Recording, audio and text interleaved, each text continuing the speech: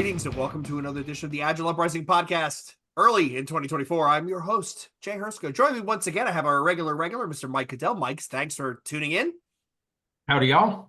Hello, and joined once again with us to talk about his new book this week. The book's title is Deliver Better Results. We have Mr. Gil Broza. Gil, thanks for joining. Gil, hot question, right? You're up in Canada. Do you have snow? Yes or no? No, we don't. Oh, did anybody get snow for Christmas? We didn't get snow either. Nebraska did. Right. You got to be in the bowels of the Midwest. All right. So back to the task at hand here. So we, for our audience, we actually started having this conversation. Then I realized we needed to hit record. So we're going to do a bit of a cold open. Again, we're having Gil back. We're going to talk about his new book, Deliver Better Results. Gil, you started out with saying this is one of the harder books you've had to write. Can we explain a little bit? I don't, not to rehash the conversation that we just had, but I think our audience would find that interesting. How does this one compare to, say, Agile for Non-Software Teams, the last book that we had to have you on to talk about? There is something in common to those books in that they help you get better. They draw a path. They show you, well, if you're at this point, you should do that. The new book is more general. It's not Agile specific. It is Agile friendly. If you're doing Agile, using Agile, being Agile, this is definitely a great book for you. But it is not, it is intentionally not in that narrow space. I mean, I love the space. I don't like that it's narrow, but let's face it, most of software development in the world, companies do their own things. Some will use Agile as described, a framework as described, but ultimately everybody customizes, changes, picks this and that. Context is everything. And so I was writing to all the people who build software products, technological products, and just need to get better without imposing a target state, without saying, here's how it's going to be, without even describing a maturity model or a capability model that is very specific to a framework. At the same time, I also needed to word things a certain way and to pick certain terminology that people would see themselves in and not be turned off by. Right. And to your point, not a lot of usage of the A word. Not a whole lot of usage with the A word. It's used where it makes sense. For those of you that have dirty minds, we're talking about the Agile word. You use it where it makes sense, but you can tell that is just one particular flavor or one particular color of crayon in the box. And that jumped out at me very early on because I think we're all safe. We're all adults here. I think it's safe to say that a lot of the companies that we've come across or worked with, their problems may not have anything to do with Agile or Waterfall or Lean or any of those things.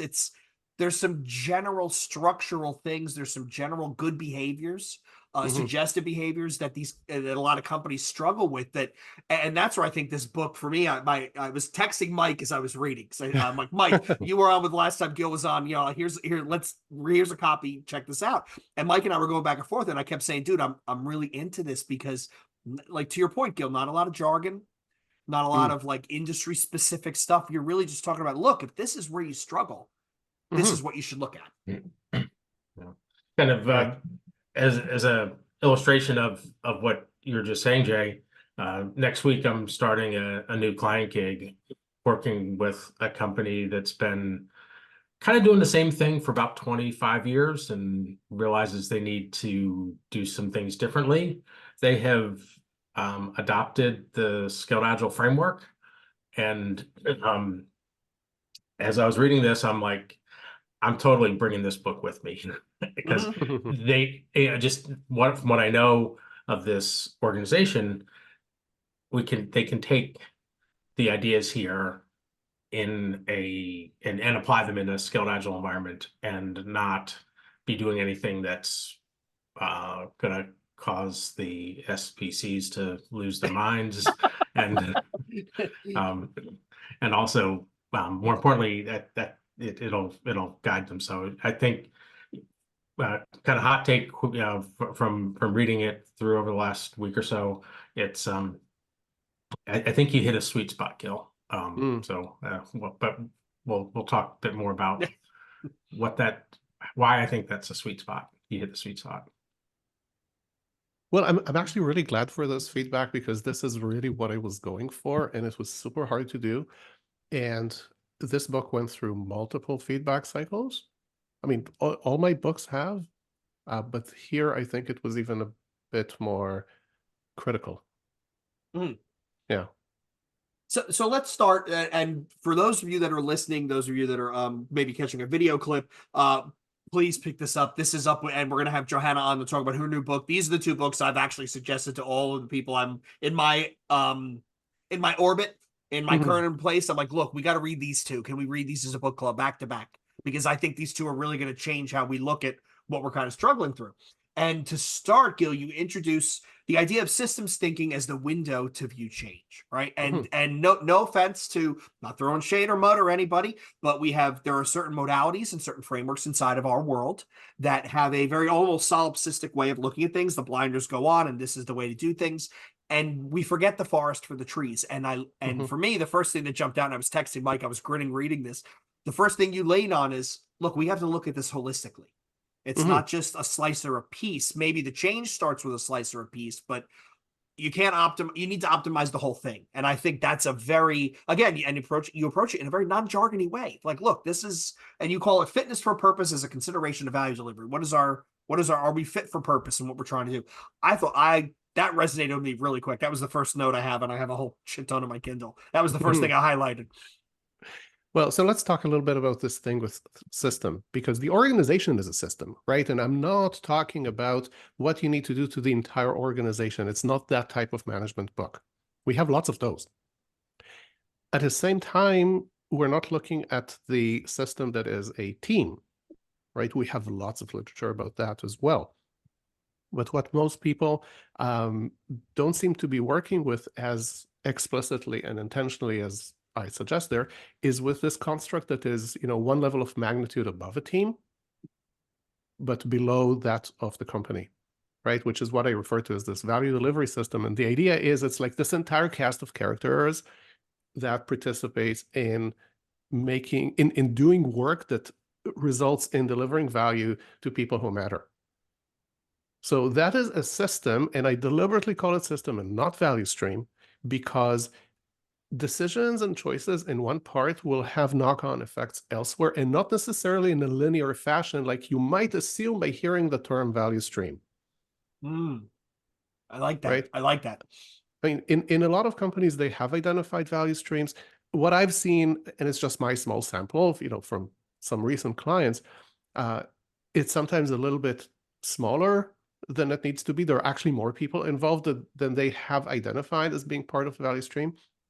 But they do say, well, it is, our product people and our designers and our engineers and SREs and whatnot. And that's great. But there's still a little bit of a sense of work flows from left to right, from up to down. You put it on a board and you just see things move and you look for delays and bottlenecks and this and that, none of which is wrong, but I think it's part of the picture. It's part of the picture in that choices that people make, human beings like you and I and me, right? The choices we make have knock-on effects that you will not see on a process board. Okay. Very true. Very true. Yeah. Some things you will see in the form of delays and bottlenecks and rework and whatnot. But we have so many things happen to us in the context of a human system.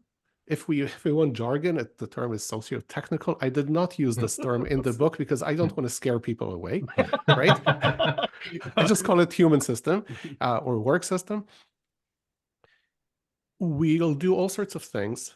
We as an engineer, product person, manager, program manager, will make all sorts of decisions that have effects elsewhere, and we won't know what to do about them. So this wants to call them out. Yeah, so on the topic of the socio-technical, I think that's the word you use. Yeah. I've recently had a very interesting dialogue with one of my peers. In my company, we refer to this as the system of work, and I offer the idea that you have the system of work, and then you have the human system that operates the system of work, and they kind of interact and are part of each other. And we've had some interesting debates about, well, if they operate the system, they're part of it, but at the end of the day, it's there's the processes and the Right. tools and the people, and Exactly. And that's people how I bring. define it in the book, right? Yeah. It's the people and their way of working. And also, when I say way of working, I define it as mindset plus tactics, right? So both how we make choices and what we specifically actually do with our process and practices and roles and artifacts and tools and whatnot. And we had that conversation 3 years ago.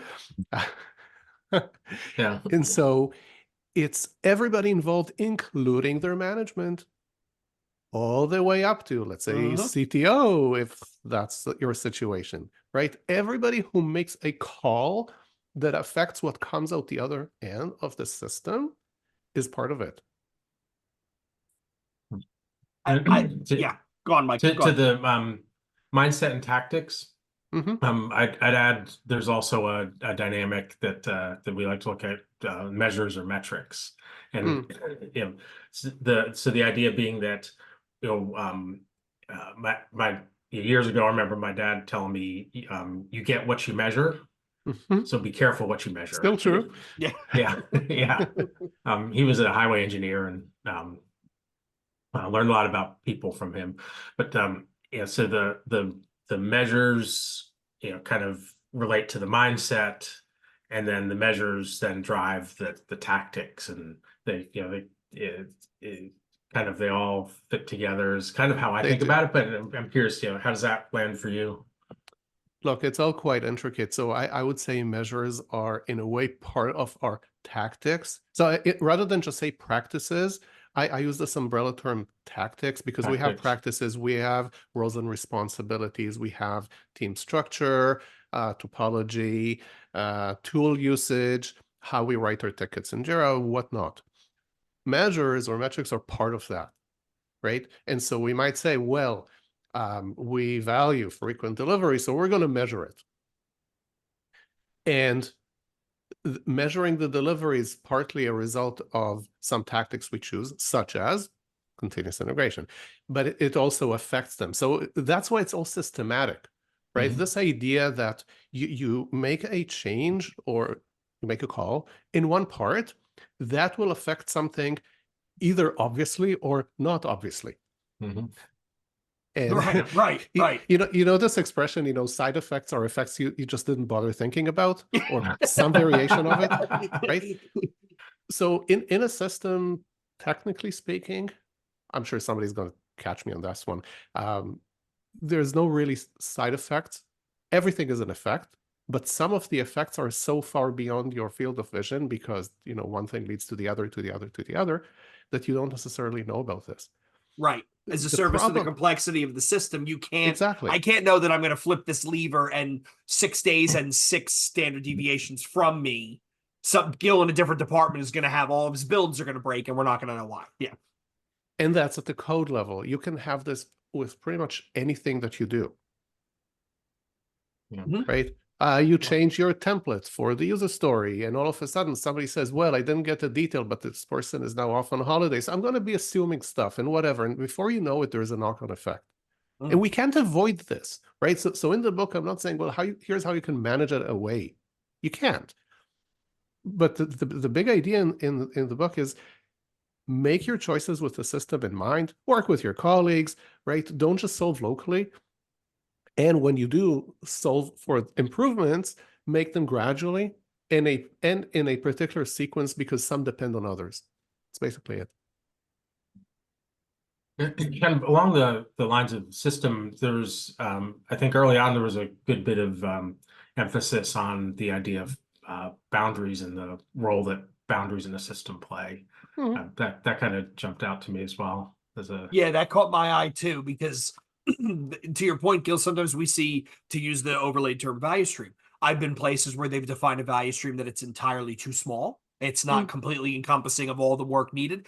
But I've also seen the other side, of course, where we've made a value stream that's like, is there anybody not in this thing? Like, who's missing? Can we get the janitors? Can we get the janitors in there? So it's very much a think about where that bounded context lands, right? And And that was the other thing I took away from this book is it's not a book that if you're listening and you're struggling with whatever you're going on, you could say, oh, I'll just read this book and I'll pick 1, 2, 4, and 8. And then I'm good. I could just apply those. Right. You keep bringing it back to, you need to understand everything holistically. You need to take the time to do the analysis, right? The digging, the old Einstein. If I have 60 minutes to live and it depends on me solving a problem, I'll spend 55 asking questions. There's an emphasis in the book I picked up of, look, you got to know where you're at to know to understand better how you're going to get to where you're trying to go. And I think sometimes people lazily just say, oh, okay, this graph works, this pattern works from this framework, I'm just going to use those, we're gold. Right. So I want the reader to be aware of what they're doing. I want them to understand where they are. I want them to do this collaboratively, because nobody can single-handedly improve the system, including the most senior person at the top of the pyramid. At the same time, I tried to make this simple.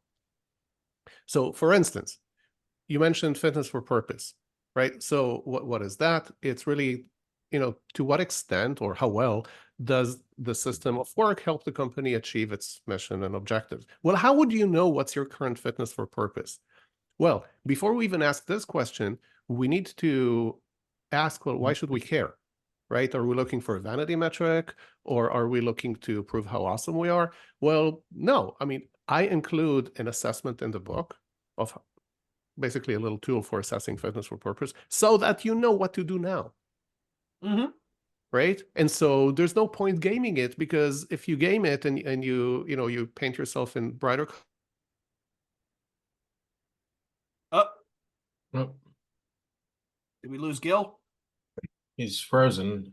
I think we lost him. Oh man. Let me pause. Hold on. Technical difficulties. Hold on. All right, everybody, we're back. A little bit of technical difficulties. Gil, you were saying we were talking about assessments, and then we were talking about you started to say if you want to paint yourself in more rosier of colors. Yes. Right. So the way the assessment works is you're making a qualitative assessment. It's a judgment call. Again, make it collaboratively with your colleagues, compare notes and all that. But of course, it's subjective. And so you might paint yourself in rosier colors. That's actually not going to help you. So if your system's fitness is at a level 2, but the way you've assessed it, you came out level 4, it's going to give you recommendations that you can't actually apply now. Gil, I'm glad you brought that up, because that was one of the things that jumped out for me, right? So for our readers, listeners, there's an assessment which then tells you, okay, so based upon your feedback, this is where we think you land and this is what we think you could do. Mike, we've had long conversations about agility health assessments, right? And everybody suffers from Dunning-Kruger. And like you said, Gil, we gild the lily, we paint a rosier picture than we are. One of the things that really jumped out at me with what you're presenting is if I tell myself I'm a 3, and just argument's sake, and I try to approach level 3, and I've yet to master levels 1 or 2, real quickly I'm going to be like, well, what is this? And you're going to throw your hands up, because you're not ready for that. You haven't mastered the easy parts. And that's a real quick feedback loop of saying, maybe I was being a little bit too generous in where we put ourselves. Right. Now, I do want to say one more thing about the assessment. It doesn't use metrics. It is intentionally designed to take 10 minutes. So my goal with it was that like the really senior people use it. Yes, you can have team leads and engineering managers and product leads and whatnot, and you probably should. But I wanted the CTO, the VP Eng, the VP product to be able to say, all right, here's something that I can use, really takes me 10 minutes, maybe 15 the first time, because I need to understand how this thing even works. And now I have a read on where we are right now. So I can check whether we've done the previous work so that our currently assessed value level is actually real, it's sustained. And then from that, what do we need to do next? And I really didn't want to use metrics for another reason, and that's the garbage in, garbage out. Nobody has a complete set of metrics that covers the system. Some companies have lots of metrics, and we know the effect that has. But then you can easily mislead yourself and think that you have this or that. But what I've noticed, and this came from working with so many clients and also having lots of discovery calls with companies that did not turn out to be clients. The leaders know. They know to what extent their system works or doesn't. So when I did this assessment verbally with people in person over Zoom, whatever, they know. That's how I know it takes 10 minutes. So when I asked them, all right, so for instance, in terms of, achieving outcomes, what would be optimal? Like the practical, relevant optimum for your system be? They kind of know. Even if they struggle to articulate it, they know because they've been there. And then I say, well, okay, think about how things are right now. And they know. And then I ask, okay, so how things are right now, is it always an issue? Does it keep coming up in management conversations? Does it keep bugging people? Okay, then that's a far. Or is it good enough? We don't even talk about it. It's part of the furniture. It's just how it is.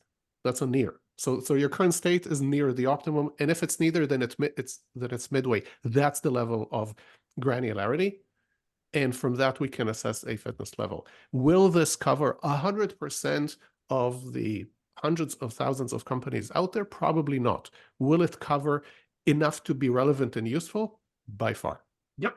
And to your point, it is light and simple enough that it's giving you, give me the way the wind is blowing. Okay, the wind is blowing this way. Well, that's the way that we should. This is how we turn the sails. And I really, really like that. Mike, I feel like I've been yammering on. Thoughts? Yeah, I'm as Gil was describing that, 10 minutes running through my head was I would love to see how different people at different parts of the organization evaluate their fitness for purpose, because that could be very interesting information about different views and perceptions. Right. So let's talk about this a little bit. First off, you need to be very clear about the boundary of the system. And so anybody who's taking this assessment needs to know that we're talking about the same boundaries. We're talking about the same people doing this work. Okay, fine. Second thing is you actually do need to know it a little bit, right? You can't have been hired last week, right? You need to have been in it, let's say for a few months, because some of the cycles in our work, they take months, right? Yep. So there's that. The other is what I'm asking people to assess, those fitness aspects, they're all outward looking, right? So solving user problems, the amount of usable, the amount of usable software that we deliver in short spans of time, the cost efficiency of doing certain things. I am assuming that the person has some manager/lead position, so they actually know how to answer this. And what I've found from, again, testing this with, I don't know how many people, the typical director has no problem answering this. Of course, the VP or C-level, no problem at all answering this.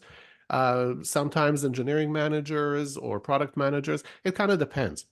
Now, the rest of the book is what will all of these people do? So the assessment is not a central piece in this model. It's simply a tool for you to know what you need to do next. Yeah, and you touched on a point there. It's a model that guides you as opposed to a prescription to try to fill, and that really jumped out at me it's like, wow, it's not the hit the outer part of the radar chart or whatever. Yeah. Yeah, and I don't care if you are elite by industry standards or this and that. You want to be better. Every reader, I assume, wants to either make their system better to deliver better results, or they have to do that because things are kind of broken or behind or slow or people are demotivated or whatnot. Okay, so I'm assuming this motivation on part of the reader. I'm also assuming the motivation borne out by plenty of years in this industry that nobody likes to be told. They don't like to be told, hey, this will solve all your problems. Hey, that is how you'll be successful. Fill in the blank. Call it whatever, Scrum, Kanban, Safe, Waterfall, Lean, TOC, whatever. That will solve every problem that you have. Now, it might turn out after you do some of the things I suggest for level 1, that one of those actually is what you need. Okay, fine. But I don't want you putting, the cart before the horse and saying, well, we're going with this model, come hell or high water, and then we'll bend reality to fit it. because you're not going to get a fit for purpose system this way. Right. The old what is it? The no free lunch theorem. There is no just do it and everybody does it and it'll just work. Just trust me. You're right. You're right. It's very much we in our search for speed, we sometimes lose sight of the forest for the trees. Yeah.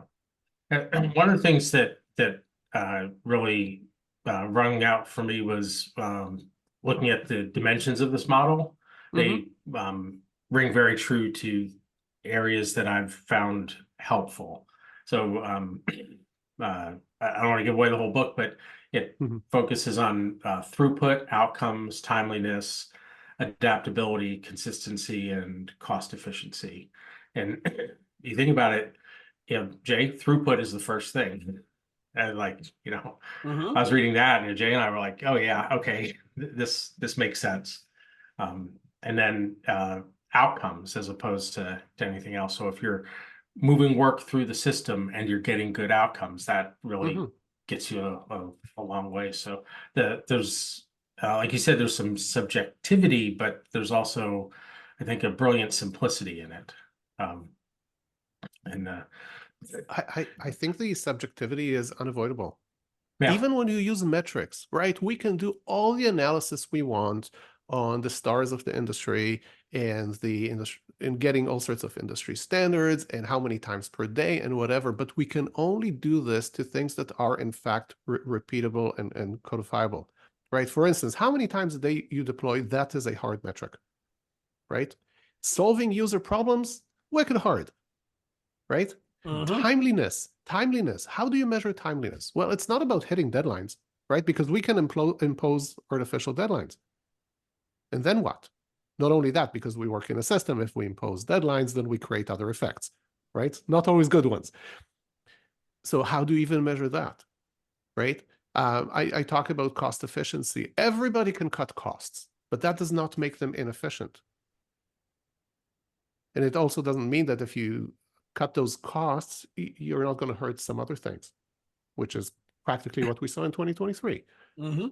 Yeah, I think the subjectivity, like you said, Gil, is unavoidable. It's also, I think, beneficial. As an example, I worked at an organization a while back where we got our development shop to the point where our customers and our support folks were telling us to slow down on our deployments because they couldn't keep up with the pace of change was too much for the user. So deploying every day in that environment would have been a disaster. So it is very contextual. So I can tell you a story from writing this book. It's my fourth book. I have a process, right? The process is very agile because the book is content development and all of that. I did everything that made sense based on my assumptions. It was a very similar process to what I had when I wrote the previous book, Agile for Non-Software Teams. But it should have worked, but it didn't. Because one of my assumptions turned out to be wrong. And the assumption was, I can get feedback quickly. And in 2023, a lot of people had other priorities and other concerns, and getting feedback was super hard. I'm more connected than I've ever been, and still it was really, really hard. And getting the feedback took a while. So if we use, critical path terminology, the critical path was getting the feedback, but I would not compromise on that because the book was so, in a way, pivotal. And, it's a bit of a new subject. So I really did not want to, compromise on feedback. That drew out my schedules like nothing else. But what I found myself doing is writing too much before getting enough feedback.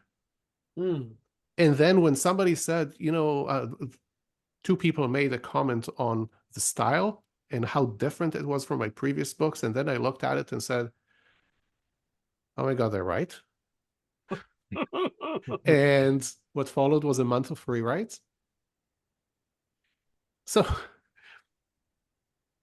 we can't always get a standardized process, even if it's our own. Yeah. And, we're talking about companies. Here I'm talking about the single individual writing something that really involves, for the most part, myself. I have done this before. I'm a process guy. I don't need to worry about, team dynamics because there is no team. It's just me, right? And still, the process should have worked, but didn't. That sound familiar, Jay? Yeah, Writing a yeah. long bit and then getting feedback. Yeah, I did that. Mike is one of my two editors, Gil, and I'll tell you, yeah, I learned very early on that I got to stop dropping these 15,000 word pieces and have them to review them, because with the feedback that comes is, yeah, it's not fast. It's great, but it's not fast. So yeah, yeah. Well, I fell into the same trap as companies do, which is people are available, so they might as well work. And so I spent time where I should have been getting feedback. And again, I tried. It's definitely not for lack of trying, but I spent some of that time kind of getting ahead and creating more of the draft, more of the manuscript. And then when the stylistic feedback came back, after 10 people had said nothing, they only commented on content, then I practically had to rewrite the whole thing. Oof. And this book went through more iterations than anything I've ever done. I'm glad with how it turned out. Now I think it is, in fact, more in the voice of my previous works, but it did not start out this way. No. So, Gil, there was something that caught my attention in the bit about the assessment and moving from level to level. Don't remember the exact words, but the essence of it was pick 2 or 3 or 4 things out of 10 and work on those, and then move on. Yeah, could you talk about that a bit? Because that some people that may be like mind blowing or foreign. A foreign concept, yeah. Yes. Okay. So first, let's correct something here. You don't pick them. So there are 10 strategies all told. Each of them needs to be applied across the system. So not just in an engineering team, not just in an agile team, but across the system. And if you're at level 1, you need to execute these 2. They're strategies. They're high level. You can do them, in various ways. Once you have executed both past a certain threshold, the book says what it is, like how you would know that it's enough, then you have arrived at level 2, sustainably. At level 2, there's another set of 2 strategies, which assumes that the first 2 are now baked in. You execute those, pass their threshold, you get to level 3. And then there's 3 more, gets you level 4, then there's 3 more, you get to level 5. That's it. I see. So you're not trying to do all the things all at once. No, and that was actually one of the keystone elements of the model, because something I'm sure both of you have done, I have done enough, pretty much every coach out there has done, is we know all of this good stuff, we want people to enjoy it and benefit from it, and we just give them everything. Yeah. Right? Because why not? Guilty. Yeah, I mean, okay, so you're already working in sprints and limiting your WIP. Why should you not also write automated tests? And while you're at there, do TDD because it's better, and all of that goodness, and it is goodness. But what happens again and again is that people just have limited tolerance for this. The other thing is that some of these, in order for them to really stick, you need other things to be in place. For instance, limiting WIP, it's not a process matter, it requires trust. If you haven't built enough trust into the system, which happens in some of the level 1 strategies and then level 2, limiting WIP is not going to help you much, because you will feel watched, because there will be all sorts of unsafe behaviors and all of that. And then we get to gaming the system. So we can show lower WIP, like we close a ticket when it's premature and all of that stuff.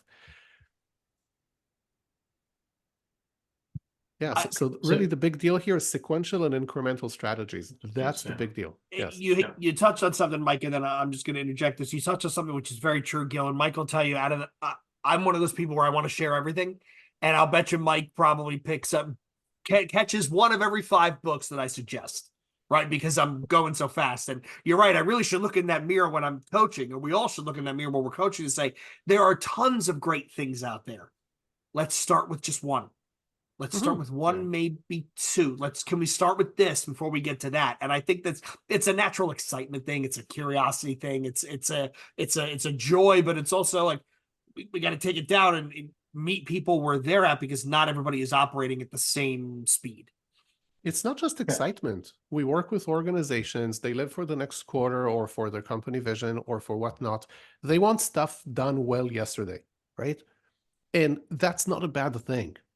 And so the question is, well, how do you get to that point, right? And that's actually one of the differences between this book and pretty much everything else, because everything else either says, here's the target state, make it happen, or it says, look at your biggest offenders and fix them, like theory of constraints, right? And value stream mapping and so on. So look at your biggest offenders, fix them. This one is something else. This one is, you can think of it as a recipe for getting healthy. It's not just a progression for being able to run 10K or, losing 10 pounds. It's a recipe for being healthy. So if your current level of health, which again is fit for purpose, is 2, here are 2 things you need to do to get to level 3. You will not get to level 5 out of the gate. It's too much. Too many things depend on each other. I'll be honest, I thought of the last couple of places that Mike and I have worked together at, 1 or 2. Last couple of engagements I've had, and just not to overshare the book, everybody please go pick up a copy. Level 1 is manage the project portfolio with greater strategic control over committed and in progress items. This is like, duh. And I can't tell you how many places I've worked where we actually struggle to do this. And yet when I look at your levels, we were struggling to do this, but then we're on level 3. We're telling ourselves, oh, we're on level 3 and we need to do A, B, and C. And it's like, well, time out. We're not even doing the basics right. And that's where the frustration sinks in. That's where hey, what are we spending our money on? And all those ugly gremlins start coming out from out of the corners and under the desk. Yeah. And you can actually be at level 3 without really managing a project portfolio. However, it won't be sustainable. You won't be able to improve from there. And chances are it will start unraveling when there's trouble. Right. So those are the key points. It's not sustainable. And the first sign of conflict, things are going to start falling off / falling apart. Yeah. And so here's something interesting, right?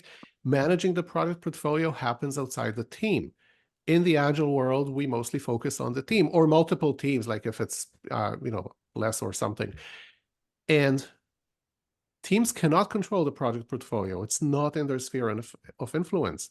And yet we try to, limit within the teams and get the teams to collaborate and to feel safe and whatnot. But if they keep being overburdened, and yes, that is the Kanban term, right? Because the idea kind of comes from that, then you won't be overly successful that way. Okay. It's back to it's part of a larger system of work, and you gotta, so are you working on the right things? Are you working on them in the right way? And then how are you making decisions about them? That's the kind of threads that came through to me. Yeah. Now, the other level 1 strategy is, are you also set up for what matters? So that is a way of working, the structure, the process, and whatnot. And a recommendation I make there in more than one place is, don't jump straight to the familiar or favorite or popular in terms of how we set ourselves up or the process that we have. For instance, picking SAFe or large-scale Scrum or Kanban or what have you, right? Instead, identify what parameters of setup matter for your success. Right. And by the way, this is something that Agile coaches have seen all the time, right? You can work with a single team and you can try to, run impediments for them and to optimize how they work and whatever, but maybe optimizing this one team is actually not in the interest of the entire system. Right. Maybe you have the one architect on your team, but the one architect is also needed for some other work. But by you protecting their time and making them available to your team, you may be holding other teams back, right? And so that's why we need to optimize for the whole system. And that might give rise to some unusual structures. I give a few examples in the book. It might give rise to a somewhat different process, but I'm not telling you how it's going to be. I'm giving you some good ideas, some principles, some pointers, some red flags, mostly of the nature of, if you do this, you can expect this knock-on effect in the system, Right. right? And the rest is up to you. Because it is, you know what, it is fundamentally up to the reader. Nobody is going to follow exactly what's written in a book, right? People Right. have their own complex realities, including the specific people they have on staff, the specific management, the business landscape, the pressures and the economy and this and that. Nobody's going to follow exactly what's written in the book. So I try to keep it high level enough to be, practical, but also not theoretical that you say, well, now what? Yeah, and I mean, man, for those listeners, Mike and I did at least 2 pages of notes. We could talk for hours on this. One of the things you talked about, Gil, like you just said, maybe optimizing one system isn't one team, Yeah. isn't the best use of your time because there's bigger things at play. I wish Lef was here to talk about car parts because he's a big car guy. And the first thing he'll tell you is you can't just strap a turbocharger on the car and say, okay, well, now I'm done. Because no, you've created, how are you going to stop, right? So if you upgrade the turbocharger, you need the new brakes, you need stiffer suspension, you need tighter steering. So all these pieces contribute to the greater health overall. And like you said, talking about things being sustainable, if I just strap a supercharger on my car, but I don't change my ability to steer better, be stiffer around turning, or stop, well, I've created a problem that eventually under a time the stress is gonna rear its head. And you know what? Here you're at least trying to make things better. Like, I have a Toyota, maybe I'll stick a Tesla engine in there. Good luck to me, right? But sometimes you can make little changes and they can have a huge impact. For instance, we have 2 sedans. In one of them, you can raise and lower the seats, and in the other, you can't. It's just they're older, but we like them enough, so we're keeping them.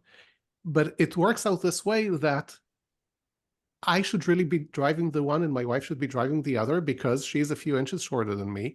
And you've already confined the system a certain way. If now we went and changed the seat in like one of the cars, we've already changed the dynamic. We've changed the safety profile of the car because maybe now the person can't sit close enough, far enough, high enough, the mirrors, something about them and whatever. And that's just the seat. I'm not talking about engine or brakes or suspension or anything of that nature. Right? So even little things can have a huge impact, not where you expect them. Yeah. So that kind of leads into something, Jay, you were pointing out about the loops and change, the virtuous and vicious loops. Yeah. If we had maybe talked about that a little bit. Okay, so in a system, some things lead to others. There's like a cause and effect relationship, and then those other things can lead to other ones, and some of them create loops, right? So A affects B, affects C, and maybe that affects A. Some of those loops reinforce change, and some of them work against change. So everybody knows the concept of virtuous cycle and vicious. Well, people know vicious cycle, I suppose, more than they know virtuous cycle, right? But the idea is that those are reinforcing loops, right? If it's vicious, then it reinforces a bad change or in a bad direction. And if it's virtuous, then it's in a good direction. So for instance, a virtuous loop in software development, any product development for that matter, is if I start developing this habit of explaining my decisions and articulating my assumptions. Okay, so when I'm talking to you about, I don't know, this feature or this process or this promise to a client or whatnot, I explain my thinking, I explain my assumptions. It's a habit I'm taking on. I'm going to say that quickly, if other people also pick up on that habit, that's going to be a virtuous loop, right? Because we will make fewer dumb decisions because we were assuming what the other person meant, okay? Vicious, an example of a vicious cycle, right, is anything you could classify under project lies. right? We all know project lies. Like, I'm 95% done, but I got nothing to show you. The status is green, right? The date is good, or any padded estimate. Okay, those tend to be project lies, right? When they are when they are project lies, what happens as a result? Other people learn not to trust you. And so then all sorts of process mechanisms creep up to protect ourselves from each other. Like, you say you're 95% done, but I don't trust you, so I'm going to nag you daily. I'm going to call this holding you accountable, but it's really nagging. And I'm going to look into everything you do, and I'm going to reinforce code reviews and blah, blah, blah. And before you know it, we have included a lot more process overhead because we don't actually trust each other. And we're going to continue not to trust each other because the mechanisms indicate that we don't trust each other. So we're not going to change that. That ties to again, Johanna had a quote in one of the interviews we had with her, where she said, we hire adults, we should treat them like adults, and she's not wrong. I mean, you had a line in here, Gil, which I highlighted. Managers, leaders, watch the work, not the workers. And I think that is a almost pithy statement that everybody loses. Like, watch the work, the delivery of value to our customer. Don't watch, what is Mike doing for 8 hours a day? I mean, is that really a good use of your time? Well, some would argue yes, and those are some of the painful people. But yeah, I watch the work itself and the system of work, not the workers. Yes, I wish I knew who said it first. I couldn't find that, right? And the other thing I want to say about that one is, in all the conversations I've had with people who read the book, this is the one statement that they pointed out as in, like, wow, this got me. Seriously, this is like probably like, if the book, if we looked at like Kindle highlights or things like that, that one would probably be the most highlighted. Well, Mike, we passed the test. We're obviously not turnips. We passed the test. Yeah. Gil, as you were talking about the project lies and how that destroys the trust, it reminded me of something. I was a couple years ago teaching a class of a framework, and the content was very tightly controlled. And me being me, I ad-libbed on top of the tightly controlled content, and half the class was applauding, the other half wanted to throw me out of the room when I told them that Agile doesn't work without trust. And you could take that even further and say, working together as people doesn't work without trust. So I think you're onto the point of it can feel a bit like a woo-woo thing, like, I don't need to trust you, I just need to be able to rely on you. Well, actually, that is kind of trust. Yeah, because if I don't trust you, what do I do? What do I do? Whether as a coping mechanism, or maybe I'm taking responsibility because I legit don't trust you, and for good reason, and so I need to act accordingly. That costs us, right? So the term I use is it places a tax on our work. That's not my term. It's from Stephen Covey's son. But then that's exactly what happens. So when we do have trust and the walls can come down, we can do a lot of magic together, right? And everybody knows this, not woo-woo. You know this from friends, right? And family members, right? It's that simple. And it's trust becomes a very personal thing, which makes some people uncomfortable, I think. But at the end of the day, it's necessary, and it's necessary to be successful, right? Like it's necessary to have interactions that don't suck. Right, right. I think it's because we use the term with wider meaning than we need it to be at work. So I'm not going to trust you with my kid's life, okay? But I am going to trust you as a teammate to do what you think is right and to act in, the shared interest of the company and the team and whatnot, okay? But I don't need to trust you with my kid's life. Very true. Makes a lot of sense. Yeah. Anybody who wants to dig deeper on trust, Paul Zak wrote the book The Moral Molecule, which is all about trust and the virtuous cycle and the Holmes cycle, and we did a whole dive on that.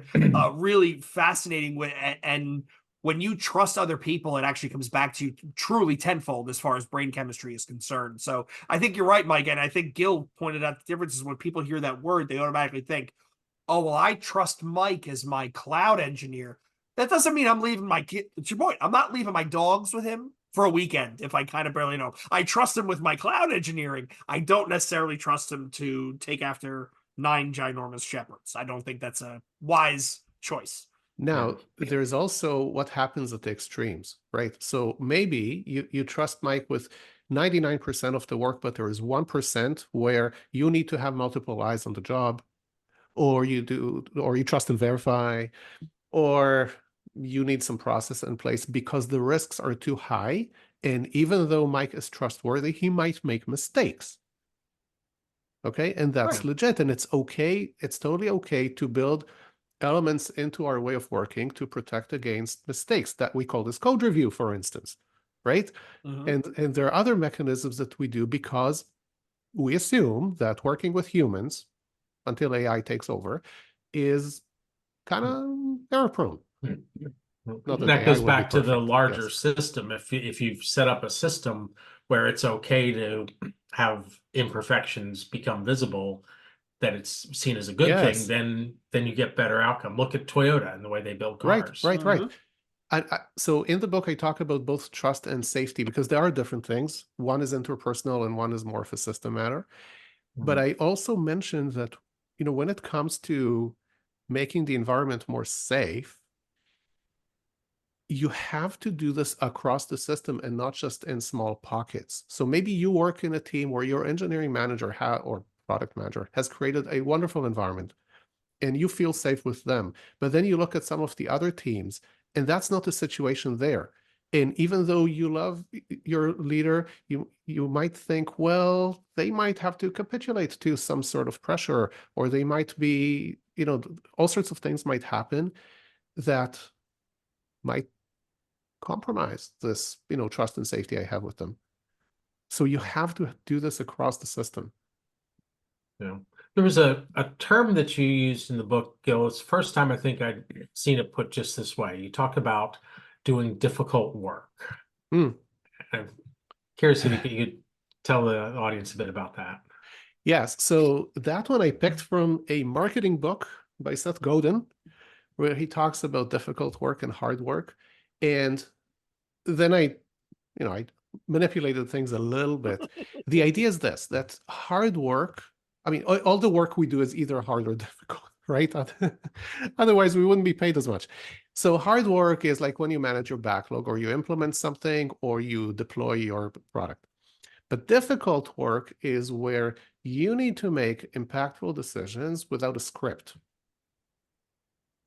And we have lots of those. Anything that is innovative, anytime you need to revise a strategy or a roadmap, anytime you ask for feedback and it comes back and it's not what you wanted, like I mentioned before with my process of writing the book, or if you need to say no to someone or not yet, right? Especially like stakeholders. This whole idea of, fail fast and learn fast. There's no script for that. It's a principle, it's a good idea, but there's no script for that. And so I pointed this out in the book because your system needs to be able to deal with this type of work. Love it. And when we just simplify our process, we may inadvertently only deal with the hard work. Like, here's how you manage a backlog. Here's how you assign tasks. Here's how you do your code reviews. But some aspects of that work is difficult and you need to be ready for it. So in my previous books, I talked about, mindset and really being explicit and intentional about the choices you make there. So for instance, if a code review is, I don't know, it turns out to be horrible, how do you act? What do you do, right? But it's not just the mindset. Again, it's also the sensitivity to the effects in the system. I love that comparison of difficult versus hard work, right? Like I'm carrying that one forward because it's a good way to think about things. It's a great way to think about things. Yeah. Jay, Yeah, yeah. Go ahead. No, I just wanted to say, somebody asked me, is this the difference between, complex and non-complex? And it's not. It's not the difference between predictable and unpredictable. It's just, how am I equipped to handle what just happened? So Jay, one of your criteria for a book is that if it gives you other books to go and read.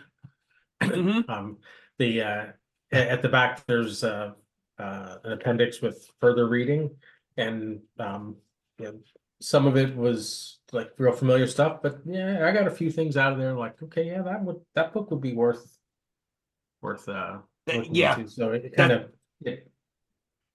clears that barrier. Yep, yeah, it did for me too. That's honestly, Gil, and for anybody who's listening, watching, that's honestly my cheat. The first thing I do is I go into the back and I look at what is everybody calling out as, for further reading and references or whatever. And when I see a bunch of stuff that I don't recognize or I know is quality, I'm like, okay, now I got to really dig in.